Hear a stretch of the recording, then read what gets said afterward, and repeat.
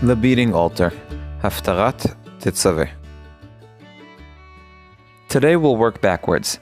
Usually I begin with the Haftarah and somehow make my way to the parasha. This time I'll start with the parasha and try to reach the Haftarah. When asked what Parashat Tetzaveh is about, my instinctive answer, which after a brief and non-binding survey was also the instinctive answer of those I polled, was the priestly garments. This answer might confuse anyone who draws information about the parasha from the Haftarah, since the Haftarah doesn't even hint at the priestly garments. What did the Haftarah choose to address instead? It begins with a demand for the house of Israel to be ashamed of their sins, continues with a warning to measure the temple correctly, describes in great detail the dimensions of the altar, much greater detail than the dimensions of the temple, moves on to the inauguration of the altar, and concludes with a divine forgiveness. Garments, as we said, are nowhere to be found. Armed with familiarity with the Haftarah, I return to the parasha for a second look. Does Parashat Tetzaveh deal with priestly garments? Certainly. 43 verses of it. Are there other topics? Of course. A bit about the menorah before the garments and much about the altar after them. Sorry, I'm not being precise. A bit about the menorah and much about the altars, plural, the burnt offering altar and the incense altar. Several things didn't make sense to me with this new information. Why talk about the menorah? Haven't we already discussed it in Parashat Truma? The same question could be asked about the burnt offering altar. Haven't we already discussed it in Parashat Truma? And while we're at it, why talk about the incense altar? Haven't we discussed it in Parashat Truma? Well, actually, strike that last question. We didn't discuss the incense altar in Parashat Truma. I'm going to ignore the question I didn't ask. I've already spoken about the odd placement of the incense altar. I'm more troubled by the question of the menorah, which I'll also ignore because I'm most troubled with the question about the burnt offering altar. Why does the Torah return to speak about Mizbach HaOlah again in Parashat Tetzaveh? And if in the process we also manage to understand the connection to the Haftarah, then all the better. To understand the difference between Mizbach HaOlah in Parashat Truma and Mizbach HaOlah in Parashat Tetzaveh, it's worth noticing the difference between Mizbach HaOlah in Parashat Truma and all the other vessels described in the parasha. To do this, let's start by asking the following question.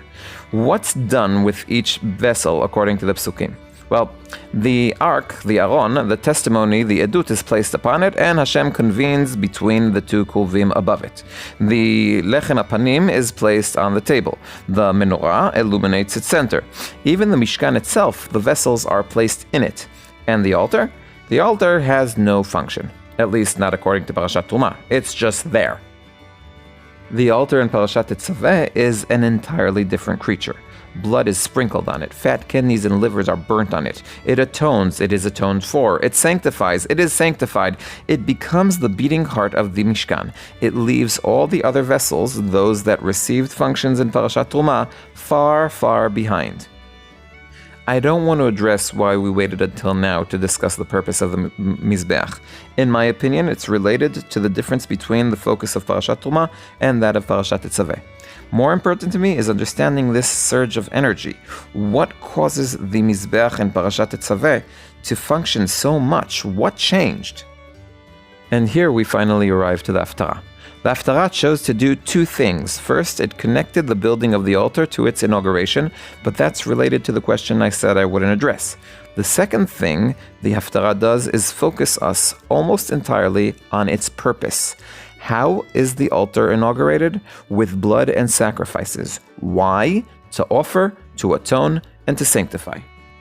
In light of all this, Parashat Tetzaveh also is read differently.